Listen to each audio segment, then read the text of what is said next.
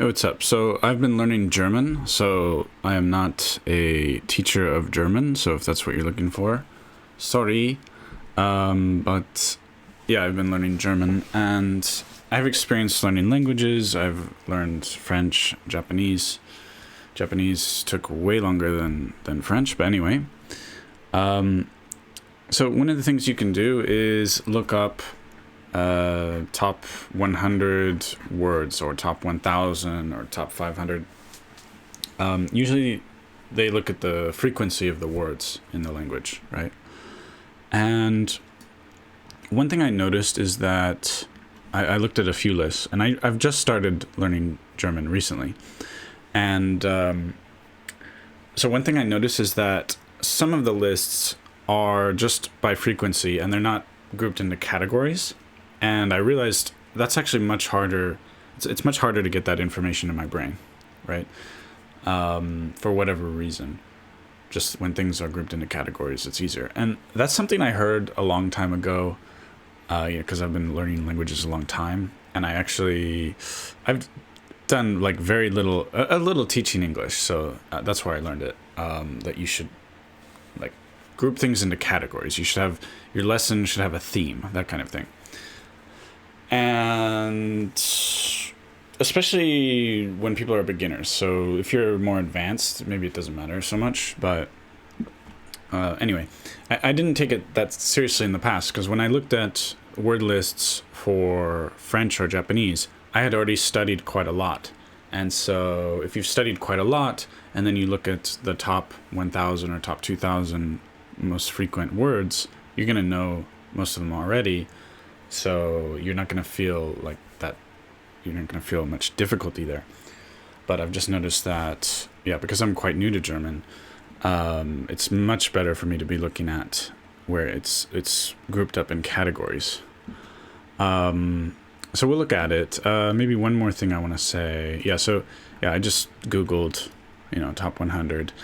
And the plan is I'm probably going to read this a little bit every day and look at different lists, because if different lists are going to be different or present the information in a different way, until it gets, I guess, boring, or like I've seen the same thing over and over, then I'll switch to top 500, maybe, probably.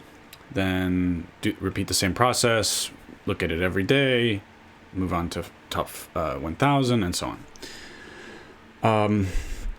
Now, some people would make flashcards or something, like old me would have done that, and that's perfectly good. I find that just looking at them over time, I'm going to get it.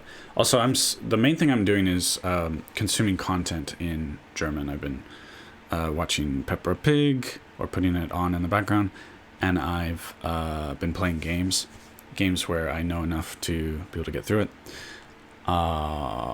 Putting on something like Peppa Pig or whatever in the background, you might think that's pointless if you're not paying attention. However, it will occasionally grab your attention. You might hear a word that is the same meaning, has the same meaning in English, for example, and you'll suddenly it'll grab your attention, or you'll keep hearing the same thing repeated. There's various, or just something happens. There's various ways where it will grab your attention. Of course, it is better to be paying attention, but I think it's hard to pay attention for 20 or 30 minutes when you're new to a language and you really have no idea what's going on. But anyway, supplementing it with this kind of, or I don't know which one is doing the supplementation, but this combination of looking at lists of words and their frequency, and consuming, or basically receiving input, listening to things, reading things, etc. This over time is going to add up. And before looking at this, I just looked at this kind of list for the first time yesterday, and there's like most of this I've already noticed, just because I've done maybe like 20 hours of input, and like odor is or. This came up in Duolingo as well, so maybe I know it from there. I've seen this aber a lot. I wasn't sure, because there's a similar word for, it's either over or up or above or something like that. I think is a kind of similar word. This is new. Weil, I didn't know that. Weil. Und, I've seen a lot. And you have these. The other thing I wanted to say is that every word, or every language, basically they have something like the prepositions that is going to be hard. So, for example, so in English you have like to, on, in, at. So, like, I would say I'm in the city, but when people are learning English, they might say I'm at the city, right? This difference between in or at or on, they might even say I'm on the city, right? I'm on the gym, or I'm, well, I could say I'm at the gym, or I'm in, well, in the gym is a little weird, depending on context, you know, so, yeah, that kind of preposition stuff is actually quite subtle, and in French it's a huge pain, because depending on the country, it just sort of almost randomly just changes. You say a or en, and there's like, it doesn't really seem like there's a rule. It's just you have to remember it. In Japanese, you wouldn't call it prepositions, but you have these grammar particles that play a similar role. So you're always going to have something that has a similar role, and you'll have, in these frequency lists, you're going to have certain words that have a very grammatical function that it's just going to take you a long time to really understand what's going on. So don't be surprised if you get certain things that seem a little weird. Like this one is two and two with two O's. That's already a little strange to me. If this were Japanese, you'd have these grammar particles showing up like at the top, and for a beginner, it's very confusing how those work. So I'm just saying, don't get hung up like obsessing over specific words. And for me as a beginner, like this der, die, das, I mean, I kind of, in my head, die and das is sort of interchangeable. In the random German that I've heard before I even started properly learning, I heard, you know, die and das and ein, and for me it's sort of this blob that sounds the same to me. And der, we can throw that in. So I'm not gonna, of course later I need to focus on this, but just don't get hung up on things too much. So I'm gonna go through the word list here for a few minutes and just comment on it and talk about stuff I've seen already. Sign to be, actually, so to be you often don't see in the infinitive form, or you usually see these things conjugated. So I can't really say I've seen this. I've seen habe a lot. I kind of figured out that it means have. It's kind of similar to the English. Essen, I actually figured out very quickly. Well, for one thing, in Skyrim, I've been playing Skyrim and it's kind of obvious. But in Japanese, esse is food. So I'm guessing that comes from German. Or it's food for that you give to like an animal or something, not food for people. But anyway, in Japanese that is. But anyway, so yeah, essen, okay. And I didn't know it could be used as a verb, so that's good to know. So we have ich, du, sie, es, he, she, it. Okay, wir, ihr. I figured out this in Skyrim, but I thought it was formal, so it's informal. Okay, so I learned that. So ihr, I don't know how to pronounce it properly. Sie, they, you. Yeah. But with a lot of input, this stuff becomes kind of obvious over time. So I'll name the ones that I kind of know already that I think are easy. So was ist das, or something. Was ist das? I don't know. What is that, right? So wie has come up a lot, but I haven't fully memorized. Warum, I see a lot. Wo, I see a lot. Yeah. Wo ist das, or something like that. So I need to focus on wer and wie, I think. These are the ones that I have trouble with. And what's the other one that I see? Wann, I see. It sounds like when, right? Wann. And I'm guessing that the W's always make a V sound. I'm not sure, does the V make a W sound then? I'm not really sure.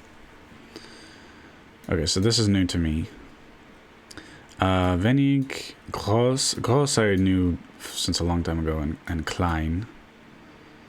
But klein is similar to the word for not. So it's going to be down here somewhere. Anyway, I don't see it, but klein, I think without the L or something. Anyway, klein. Okay, so I should remember alt, jung, gut, schlecht, richtig, falsch, hot, gestern. Yeah, so I think what I'll do probably tomorrow when I go over this, I'm going to write the ones. Like some of these I'll remember. Groß, klein. I'll probably remember jung, gut. Alt probably depends on context. I might remember it. This one I totally remember because it's the same as Danish. Morn, easy. So I'll probably tomorrow write a list of like the ones that I need to practice a bit. So ja, nein, nicht. Basic. Hier is here. That comes up a lot. Da, there. And many of these are really easy to remember. Die Familie, der Freund, das Haus, das Auto, die Arbeit, die Stadt. This one a little confusing because I would probably think state. So die Stadt. Das Land, okay. Das Trinken, sounds like drink. Die Schule. Luckily these are easy to remember. Then we get into the phrases, which good to go over, but don't stress too much because we're actually supposed to be learning words more than phrases, but phrases are okay too, just to go over. Wie geht's? Guten Morgen, guten Abend, gute Nacht, auf Wiedersehen. This is new to me. Bis später. Dankeschön, bitteschön. I don't really know the difference between danke and dankeschön. Bitteschön, kind of new to me as well. Entschuldigen. I did a little Pimsleur, learned that. Entschuldigen. Entschuldigen Sie is, excuse me. Sprechen Sie Englisch? Wo ist die Toilette? Not sure if I'm pronouncing that well. Toilette. Was kostet das? I was gonna think it's saying how much does it cost, but it is that. Sorry. For some reason I read this. It is how much does it cost. Okay. Was kostet das? And yeah, this one's a little hard for me. Wo kommst du? Where are you from? Wie alt bist du? How old are you? This is hard for me. Machen, I see a lot, like do, I guess. Haben Sie Kinder? Do you have children? Wie lange? How long? It sounds similar to English. Wie lange? Okay, ich heiße is when you say your name. Ich heiße. Ich liebe dich. I love you. Ich wüsste nicht. I don't understand. Ich wüsste nicht. Ich komme aus. I come from. Ich bin blah blah. Ich lerne Deutsch. Ich bin müde. Ich bin krank. Ich bin verloren. I don't know. Don't want to stress out too much about this. Ich habe Hunger. I don't know how to pronounce this well. Hunger. Ich mocht. I see this, something like this. I don't really know how this word works yet. Mocht. I guess it's like want. Anyway, ich weiß nicht. I've heard this in a few places, I think. I don't know. Ich weiß nicht. You hear it in Skyrim. Ich weiß nicht. To know, I guess. Können Sie mir helfen? Okay. Anyway, I'm not gonna... Well, we're almost done. Anyway, guten Appetit. That's enough for today. I was going to do another one, but I think it's long enough already. It's enough. But yeah, if you do this if you're learning a language and you do this kind of thing each day, or most days, and you're supplementing it with other stuff that you're working on, getting a lot of input and stuff. Maybe if you're learning Japanese, watching anime or whatever, and then gradually, maybe take a few notes sometimes, but you don't need to stress too much. Remember that there's going to be words that are really hard. Like in English, think of the word get. We use it so many different ways. Apparently the word run is used in hundreds of different ways as well. The computer is running, my nose is running, this kind of stuff. The word set is used many, many ways. So in languages this happens. You don't want to stress too much. You don't want to obsess too much over a single word for too long.